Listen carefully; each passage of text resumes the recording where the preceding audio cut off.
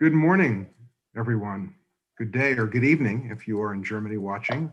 My name is Dan Moshavi. I am the Dean of the Lucas College and Graduate School of Business at San Jose State. And it's my pleasure to welcome you to the official US book launch of 𝘓𝘢𝘓𝘢𝘓. This book emerged from a partnership with Friedrich-Alexander-Universität in Germany. We're going to talk a little bit about that partnership kind of to start us off, and then we will go into a discussion with a couple of medical technology experts here to talk about trends in that area.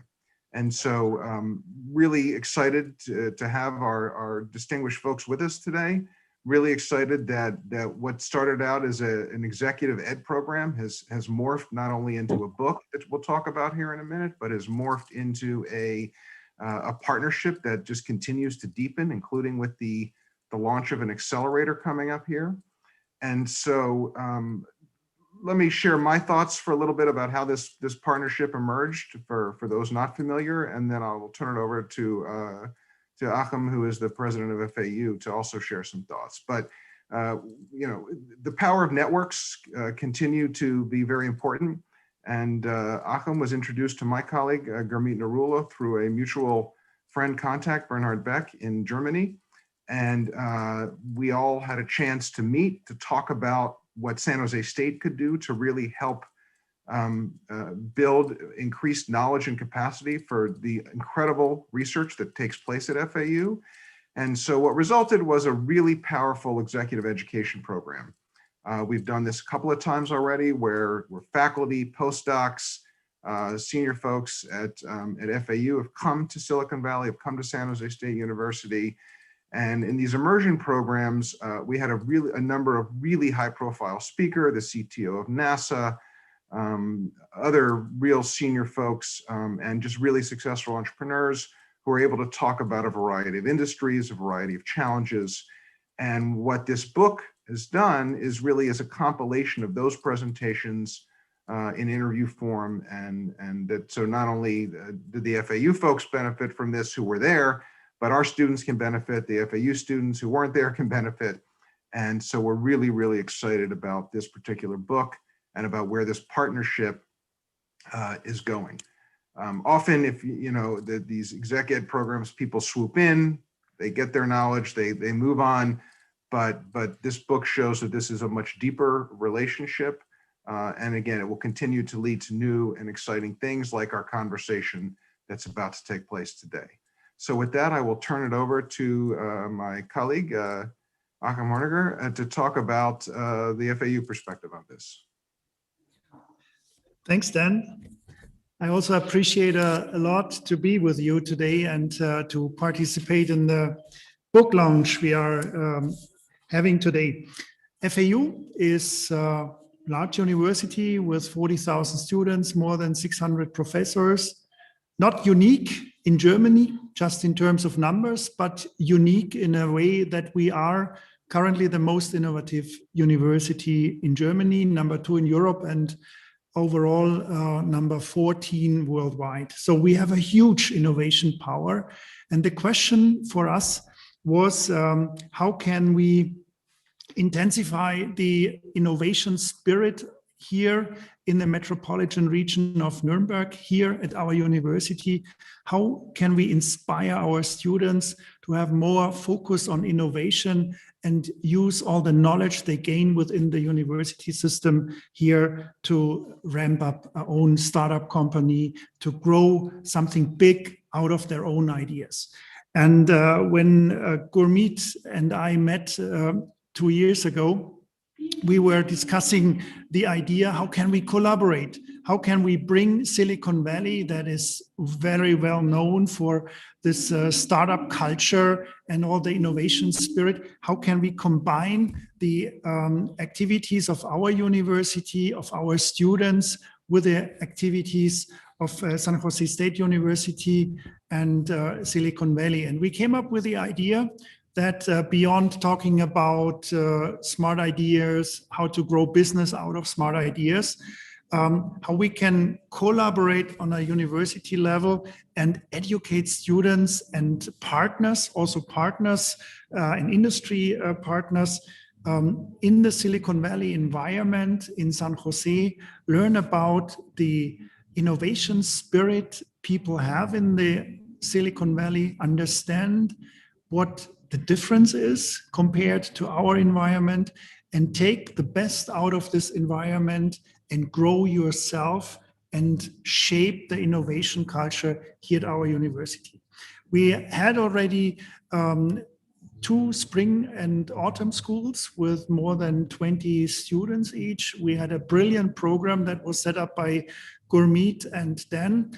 We had inspiring talks that really motivated our students and partners. And I have learned over the 2 years that out of this collaboration and the collaboration axis we have established, the culture at our university has already changed. And if you have a look in this book, 1 and 1 equals 11, you will find out that the authors are very much motivated by the innovation culture given in the Silicon Valley.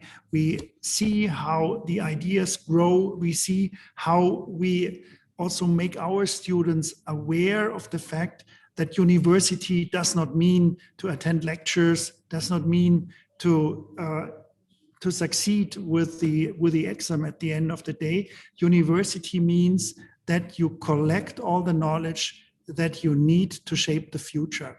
And that's something that will definitely will be further enhanced and intensified by our future collaboration. And this wonderful book, I'm pretty much convinced, will be a very good framework and baseline for future collaboration. And why are we talking today about medical engineering? Why do we talk about digital health? Why do we talk about artificial intelligence and digital health? The reason for that is also that our university and the region we are embedded in is the so-called Medical Valley. And we have had major innovations here that has had a huge impact on the medical devices that are used all over the world these days. And I'm looking forward to talk to Pallav about the opportunities we have. And I'm looking forward to take something out of the spirit with Gurmeet and his partners, Dan and his partners, and grow something big that is some kind of unique also in Germany and Europe maybe. Thanks a lot. Thank you very much. Really appreciate that. So let's just, one of the things we want to remind our students who are either watching live or will look at this later, and as well as our faculty, that we are giving this book away this book is available for free to San Jose State and FAU students. So what you will see on your screen here is a QR code. And we will be sending out the slides also. We'll be distributing this to the students. But free copies are available thanks to incredibly generous support from individuals in the US like 𝘕𝘓𝘠𝘬𝘍, some companies in Germany, that we can make this available to our students for free. And so and Dan, I just want to add, Bernard Beck was supported us in a big way as well. Thank you, Gurmeet and Bernard Beck. So we've got a number of people who see the value of this book. As the president of FAU just mentioned, it really can be a framework for how people think about aspects of entrepreneurship. And so we really encourage all of our students to take full advantage of this. So it would come to you in ebook format, but we're delighted to be able to share this with you due to the generosity of others. So thank you for that. I also want to mention, by the way, one more thing on the book, that my colleagues Gurmeet Narula and Nitin Agarwal, as a faculty member also in the College of Business, were the lead authors on this and compilers on this, along with 2 students. So we were actually able to bring in 2 San Jose State students to do a lot of the heavy lifting on this, and delighted that they stepped up and that we were able to provide that particular opportunity. Okay, let's pivot. Let's now talk about, build on what the president said, what Joachim said around kind of potential synergies between the Medical Valley and Silicon Valley in generating these new health technologies. So joining us today is Pallav Sharda. Pallav is the lead of the the digital health products and commercialization focus at Google. Definitely a big time trend watcher, has written on something called disruptive healthcare. Has a great sense for kind of what's hot and what's not right now, and where things are heading. In particular, thought we'd start in the issue of AI in medicine. So Pallav, welcome.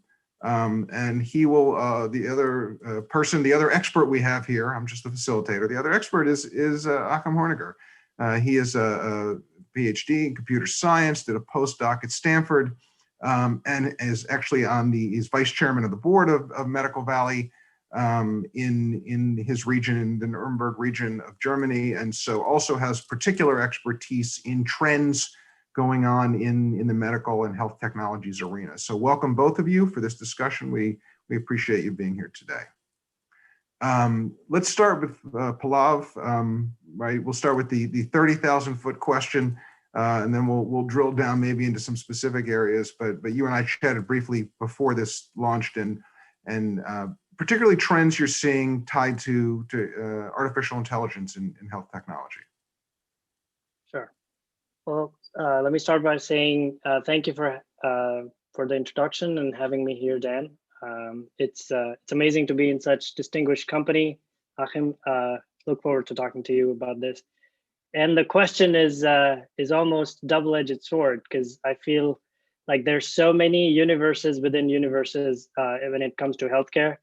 You can start at a national level, go down to a population health view, look at an individual, go down into their cellular biology, and at every level you have some kind of an ecosystem that can be transformed. So in terms of trends, I kept thinking about this question, and I feel like the biggest trend is probably going to be disappointing to this audience is AI.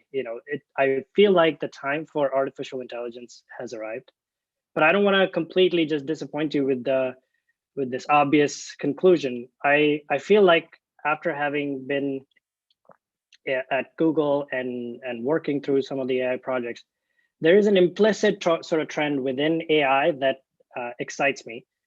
And that is what I call broad data. I know that we've all heard about big data, where there's a certain velocity and volume and veracity of the data that we're expecting. But I've been in healthcare for now 25 years, and 20 of them were dedicated full-time in technology. And I've mostly, for the first 10 years, I've seen the clinical data that's gathered by your clinicians when you visit a hospital or a clinic. I've seen that as the main data source. And if you look up the World Health Organization's pie chart of what affects an individual's health and wellness, that makes up like 15 or 20% of what affects us. So for the first time, I feel like the industry, the technology is focused on the broadest set of data that can affect an individual's health and wellness. And I'm including the social determinants of healthcare, the omics data, your genetic profile, how well is your environment, and all of that being processed to create a profile is the exciting sort of sub-trend within AI.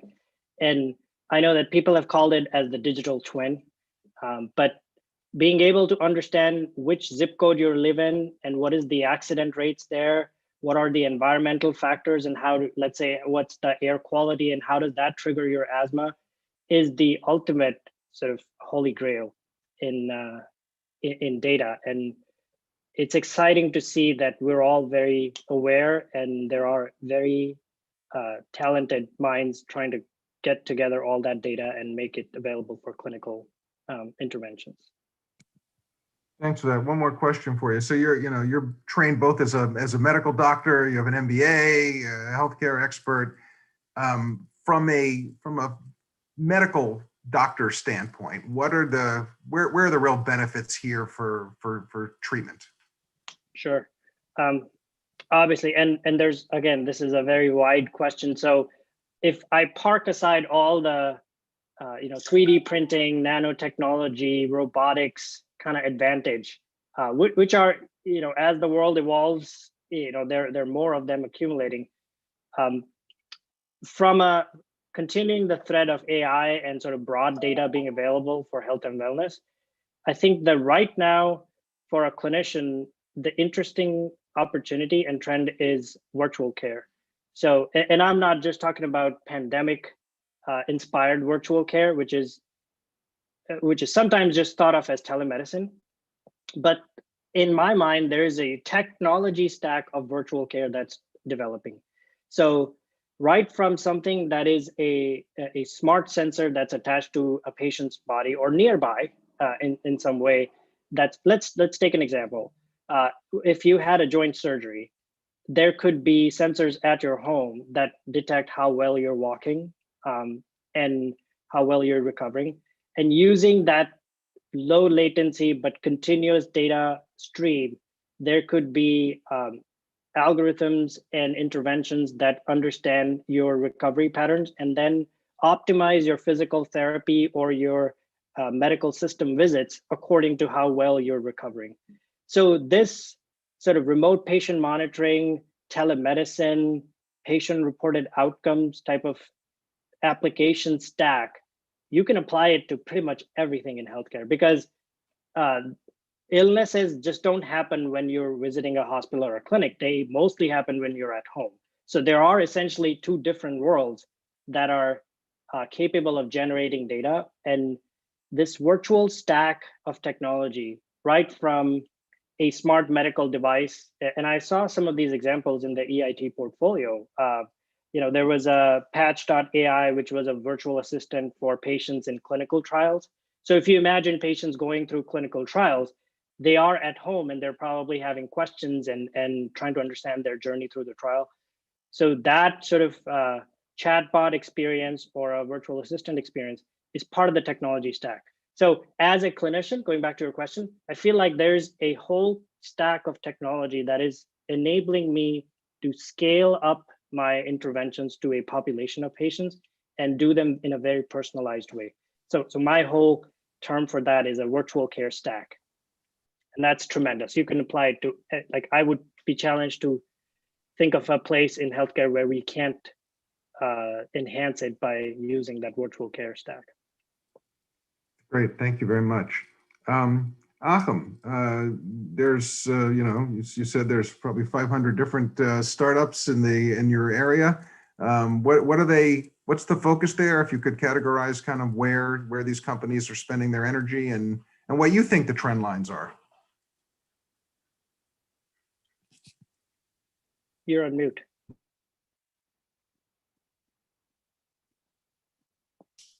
Thank you, Dan. Very, very good question. I mean, there are completely different types of companies and different types of ideas that are out there. A lot of companies closely collaborate with larger industry. For instance, you might know that the headquarters of Siemens Healthineers is right next door to our university. So many of the smaller companies are closely collaborating with Siemens Healthineers. We have companies that work on medical devices like pacemakers and fine-tune these also by smart software tools. And we have very innovative startups and companies that focus on AI applications in the field of medical applications. And at the university, we are also currently looking into the problem of getting the data, doing data fusion, collecting all the data, having also the problem in mind, who owns the data, how do we get access to the data? Because at the end of the day, we all know the algorithms are out there. So we know how to deal with a huge amount of data, how to combine data and to make use of the data. The problem is, how do we get the data that is necessary to do all the training of those algorithms? Another problem that we are facing a lot these days is what's about the acceptance of the technology by the physicians? I mean, the questions they ask are usually very simple. They want to be more precise in their diagnostic procedure. They want to gain efficiency to do more patients in a certain amount of time. And of course, they would like to charge more money with the technology they apply. And if you support these drivers of technology and applications, then you are in the market. And if you don't have these killer applications, you have a hard time to get into the market. And that's also what we observe here in the Medical Valley. We have brilliant guys working on AI technology, but it's hard to get into the market. And we need to understand how you get access to the customers and how you grow the demands of potential customers. Is it the individual patient, potential patient? Is it the larger companies that provide equipment to hospitals? Is it the physician who has his own business with a lot of patients every day that requires this technology? There are many, many open questions we face these days if you want to have a sustainable business for a company that is focusing on AI in medical applications. So it's a challenging field, very demanding. Technology-wise, I think we are on a top level already, but the problem with data and the problem of potential customers that are also willing to spend money and to support a sustainable business in the field, that's something we need to understand. And of course, and that makes also the difference between us and Silicon Valley. You need people that are willing to be risk takers, way more than we are used to this in Germany. Yeah? Take the risk and try to grow something that is exceptional. Interesting. Thank you very much for sharing that. I'm thinking about our students who are watching here, and so a lot of the stuff we're talking about is sort of classic B2B stuff, right? It's going to be the big healthcare systems or the big hospitals that may be purchasing some of this stuff or investing in some of this stuff. But there's also a whole world of kind of B2C stuff, right? The Fitbits, the more wellness, consumer-oriented technologies. What's going on in that space? That Pallav, what are you seeing as growth areas, as kind of new technologies coming online in the consumer space? Yeah. First, I want to acknowledge Joachim's point. I feel like it's great to have technology evolve on its own, but there's always the business and commercialization aspect that remains the critical link between success and sort of evolution. So totally agree with you on focusing on that. For the B2C world, I feel like it's a little bit of a misnomer in healthcare, because you always, for the real healthcare, there's always B2B2C. So whoever's doing B2C is a business that you can then you can still enhance and then let them do their job. Some of the trends that from a North America perspective are the fact that people have a lot of financial risk associated with themselves now. So the previous few decades had insurance companies paying for the care. No matter what happened to you, you basically either were covered for it by insurance or not. And now the rise of the high deductible plans and somewhat sort of uninsured population has enabled this consumerism in healthcare. So you might have sort of even heard about hospitals doing online scheduling, or the digital transformation of the patient experience has been really forefront, because a lot of what people pay for is straight out from their pocket. So there's a lot of shopping going on, at least for the commoditized part of healthcare, which is like getting an MRI for your foot that you injured while running is basically coming out of your own pocket. So you're going to a search engine and you're kind of asking, where can I get an MRI and what's the price for it? So a lot of B2C has been, innovation has been about how to inform you better as a consumer. And that's price transparency is an area. Your consumer experience, so like how to do better scheduling.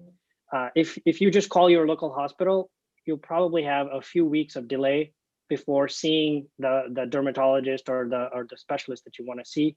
But there are scheduling startups that will find you empty slots in the nearby sort of providers. So consumerization of the experience has really been forefront.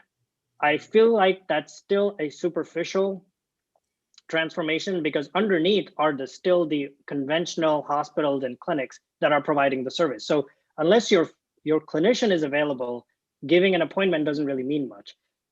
So there's a lot of interdependence between the enterprise and the consumer still. But there's a lot of focus now to create modern experiences like the one that you get from your bank or from your online shopping experience to have the same kind of experiences in healthcare. And a number of companies are focused on that. Interesting. And how about in Germany, Joachim, right? The whole healthcare model is very different. What do you see in the sort of more the consumerization space going on there?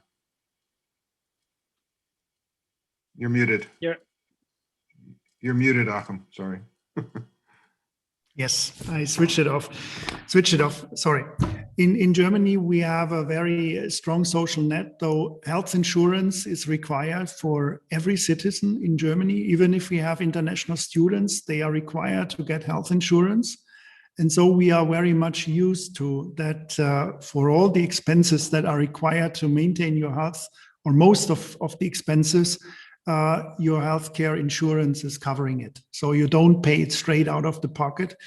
And what we are thinking about, or what we are working on, is growing the awareness that health is something that has highest possible value. So people pay a lot for their car and the maintenance, but not for their own health. So we need to think about a mind shift within this framework.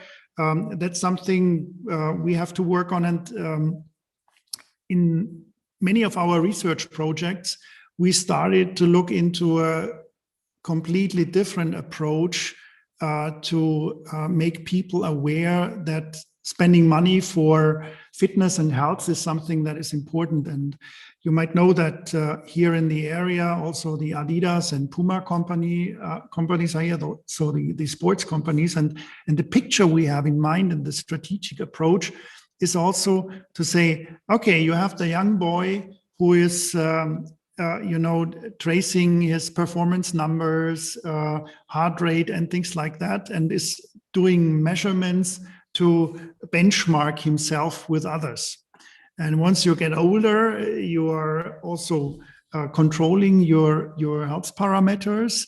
And then there will be some point where you can use these devices also for health monitoring and prevention, for instance. Yeah?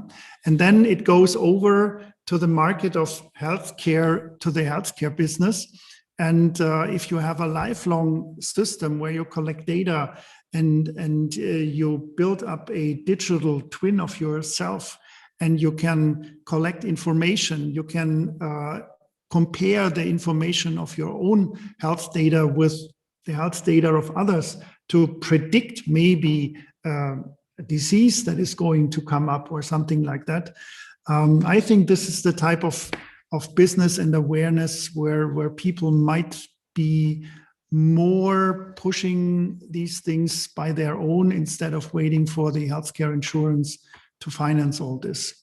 But that's something that is not yet decided how the future will look like. But we are convinced that the transition between sports monitoring and healthcare monitoring is something that is very smoothly ongoing and might change also the way how we deal with the parameters that we can collect from our body over time. Thank you for that. You both mentioned the digital twin concept, right? And I'm curious, right? I think most of us can see the huge potential upside to that, right? As a predictive model, as a treatment model.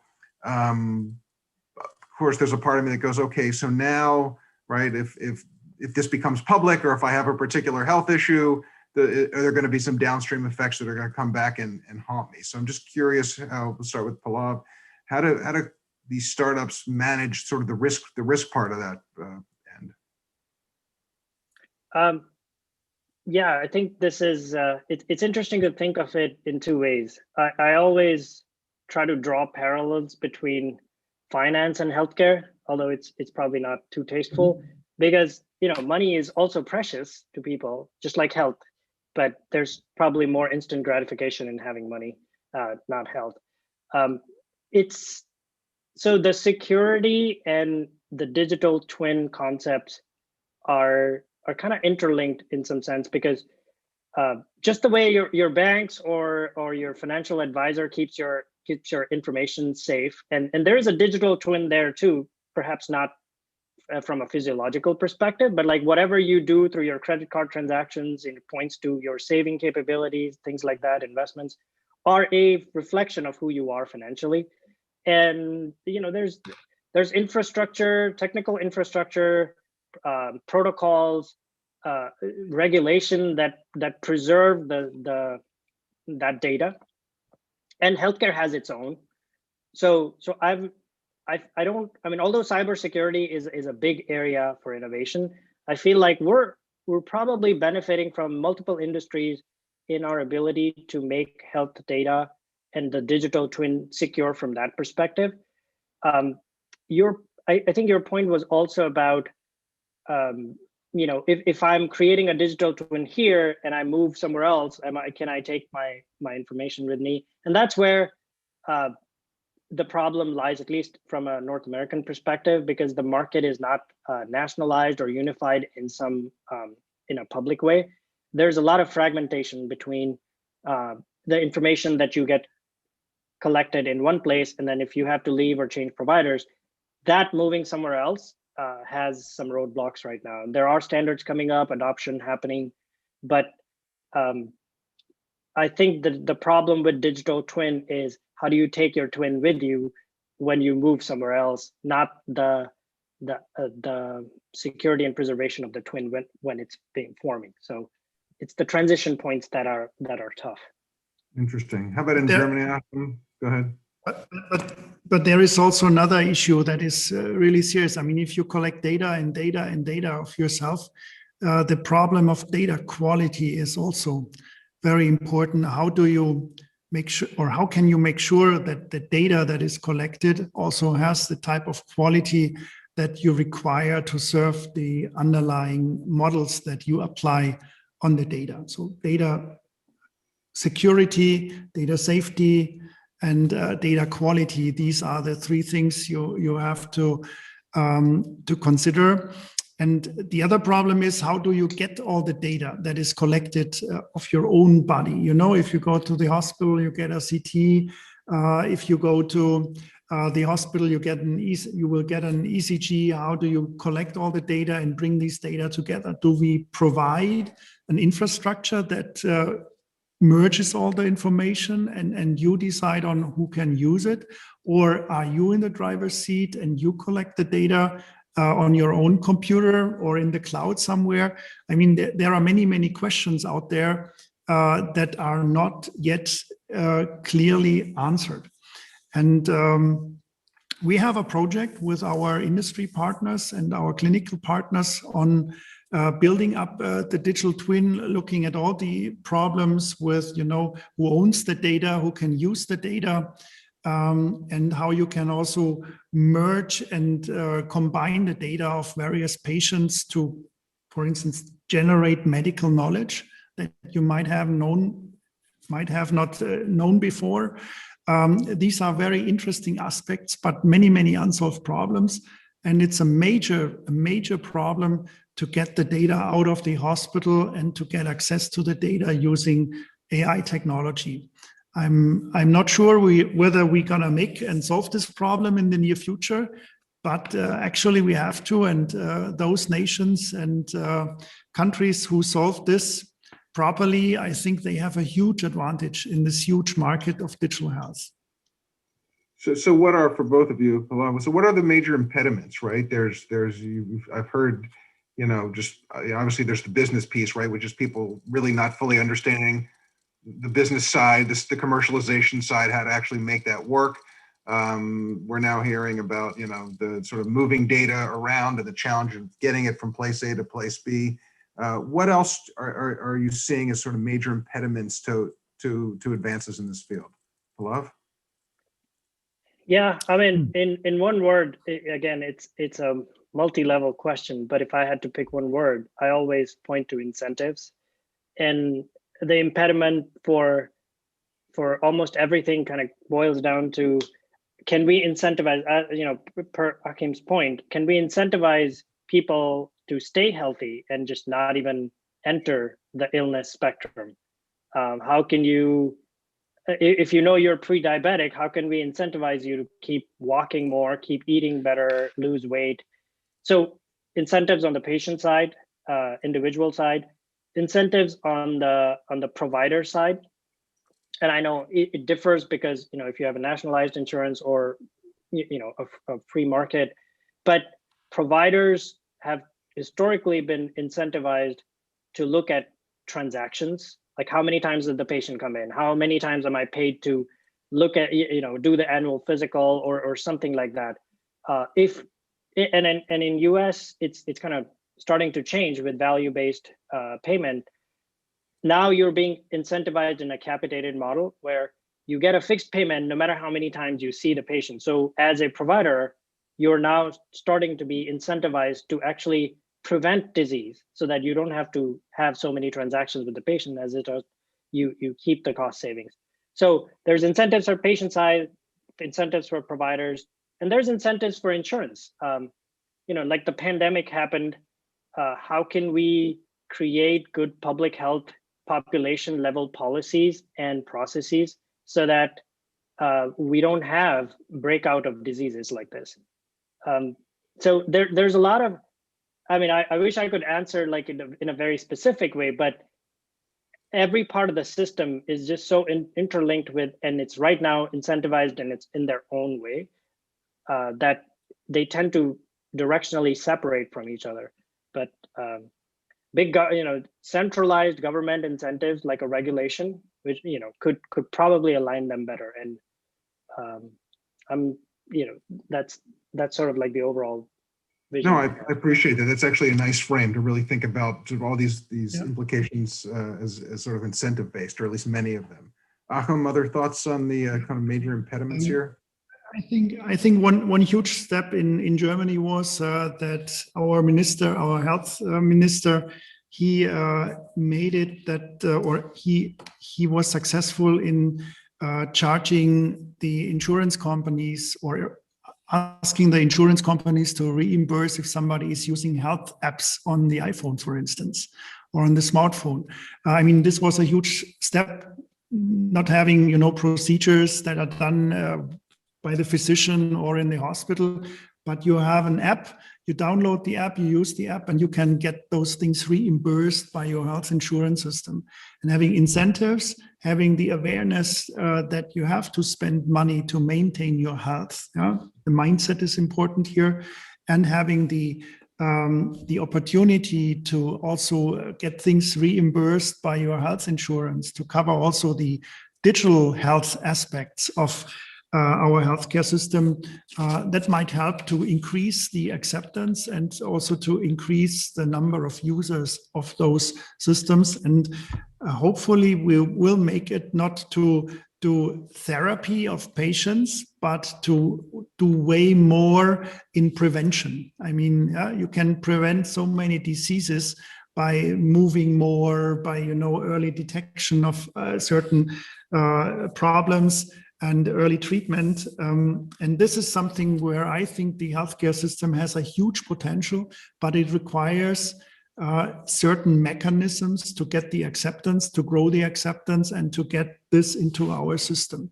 in Europe, but also in the US, I guess. Thank you. Thank you both. Pallav, I'm curious, how has COVID either sped up or slowed down some of these advances? I definitely think it has, if I had to answer one way or the other, I feel like it's definitely sped up the advances. The interesting thing that just like within AI, looking at a broader spectrum of data is like the sub-trend that I'm excited about. Obviously, COVID has accelerated virtual aspects of care. But within that, I feel like there's an interesting subtrend of population view. So a lot of technology and perspectives were about an individual, which is not bad. Like, I mean, me going to my provider for annual checkups or getting my preventative tests done is a very individual centric view, but we have individual care pathways only when we know what happens across a population. So what is the right age to get sort of colorectal cancer screening? That study was done on tens of thousands of patients, and then a recommendation emerged, right? Now think about that problem for every illness spectrum, like, you know, Lou Gehrig's disease or something that's not that common. The diabetes, asthma, heart disease are very well studied, but there is a whole host of other spectrums of diseases that happen. So studying and being interested in population level views of what happens in healthcare is something that COVID has implicitly started. So for example, you know, how do kids respond to a viral coronavirus disease? What does the long COVID symptom mean? What are the side effects of staying socially distant for a long time, like mental health side effects? So creating this population-centric understanding of various aspects of disease has really accelerated. And I feel like that's a good trend because you can apply it again to joint disease or, you know, Alzheimer's, and how does a population of patient behave, and what can we learn from that large set of data to then apply at an individual level, I think is going to be the way to think about healthcare because of COVID. So overall, I feel like we've got a different, perhaps more calibrated mindset to look at conditions now after COVID. Thanks. Joachim, would you agree with that? Or what would you like to add to sort of how COVID has affected some of these advances? I think COVID has had a huge impact, and let me add a new or another aspect that is driven by the experience I have here at our university. There has never been something like COVID that built a bridge between the different research fields. We have seen huge research efforts in fighting COVID. Yeah, there, of course, there was the biochemical department, there was the medical department, there was virology, there was mathematical modeling of the pandemic development over time. There was research ongoing within the ethical part. So what you can decide but what politics can do, you know, closed stores, the economic impact of COVID disease. So this was a huge move at our university, that there is a single virus that has affected the research activities at our university for the whole university over various disciplines. And that's very interesting how much impact actually research had on dealing with the pandemic and the completely new situation our politicians and our society is facing these days. Huge accelerator, I agree. And I hope that many of those changes we have observed, starting with the online courses up to the development of vaccines using computer models, they will be maintained, and maybe some new businesses might grow out of these things as well. Thank you. Pallav, I'm curious, you mentioned the EIT portfolio earlier. That's, you know, the portfolio, the stuff that's happening in the Nuremberg area, the Medical Valley area. How does some of the stuff you're seeing there align with kind of Google's thinking and your thinking on kind of where you're placing bets moving forward? Yeah, I was fortunate enough to get a preview of what EIT portfolio looks like, and very impressed by the breadth of topics that are being covered in that portfolio. So I saw IoT, medical device, AR, VR. There was so much around AI embedded. Almost every startup had some perspective on AI. And I feel like that reflects how the industry is shaping at this time, because there's a lot of solutions that are trying to tackle the problems from different angles. So the sheer breadth of approaches was very impressive to me. And I'd look forward to hearing Joachim's thoughts on how the portfolio was selected or is being honed. But it is very wide. I mean, EIT is for us a huge progress in working in the field of medical engineering and digital health. I mean, financed by the European Union, we have partners all over UNIT, universities, companies, smart students that want to ramp up their startup business. And these are the best minds and brains within Europe working in this particular field. And our university and our university hospital, we are one of those core partners, and we have access to this type of international network. And we have gained so much out of that. Not that only our students have a chance to attend lectures, given by the best professors in this particular research field in Europe, but also having the opportunity to have access to the research groups at various places, having access to the leaders of different universities, different companies, and learning from their experience. So we have grown a very, very strong network that does not allow only for growing and ramping up new ideas, but also allows us to understand the market, to understand the demands, and to use this network to put your business idea on a sustainable basis for your future business. That's a huge move that we did over the past 3-4 years. And EIT, I think, was one of those projects and consortia that really put FAU into the whole game all over Europe with a worldwide visibility in medical engineering and digital health. Great. Thank you. We're approaching the end of our hour here, so kind of final opportunity to share some thoughts based on things you've heard today. Pallav, particularly, I think, counsel to our German colleagues and our at least our students who are thinking about startup ideas in this space. Just words of wisdom to share. All right, look. Again, I'm very humbled to be a part of this group, but I feel like picking up on what Joachim said, I'm excited about the innovation that comes from connecting various dots. And it's amazing to know that, engineering department, computer science, medical school, and many other departments are probably cross-pollinating with each other. So, I mean, something as straightforward as telemedicine or remote monitoring is obvious.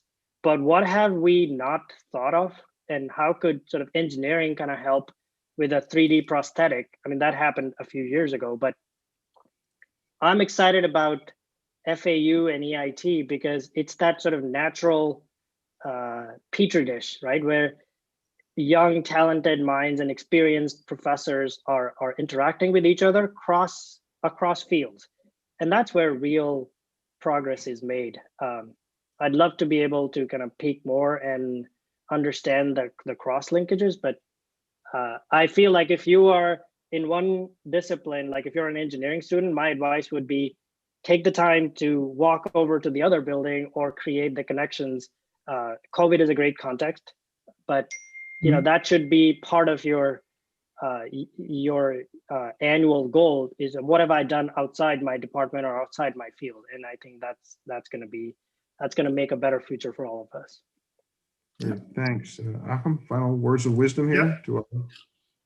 Transdisciplinarity. I think that's the word. Think across the borderlines of each field and have in mind what software technology allows for these days in combination with medical data. So there is a huge move ongoing and a huge potential. And we see these problems that we are talking about, they are not yet even tackled by many companies. There is a huge market out there in combination with the sensor technology, AI technology, and of course, the usage of all the data for improving our health conditions, working on preventive medicine. That's a field that is totally open to anybody who is contributing to this field. I can only encourage young people and scientists to have a look into it, to work on it, and shape the future of digital health with the attitude of making the world a better place for all of us. Well, thank you both for an engaging sharing of ideas. Really, really appreciate it. On behalf of FAU and San Jose State University, thanks everybody for tuning in today or watching this later. Again, this is the initial reason we started this conversation. This is an extension of the FAU SJSU partnership. There's a new book, 1 and 1 equals 11, out. If you are a San Jose State or an FAU student, we will get that information to you again to get a free copy of the book. We want to thank my colleagues 𝘕𝘓𝘠𝘮 and Nitin Agarwal for helping drive this partnership. Huge thank you to Joachim Hornegger for really seeing the value of this and strongly supporting it, and wishing everybody a really good day. So thanks very much, and stay well. Take care. Thank you so much for inviting me. Yeah, Dan, I just wanted to add that, Pallav and all of us look forward to, spending a little bit time with Dr. Kurt from EIT and seeing how we can add value to him from a Silicon Valley front. So thank you all, and look forward to the next steps. Thank you, Dan. Thank you, Joachim. Thank you, Pallav. Thank you so much. Thanks for having me. Take care. Bye-bye.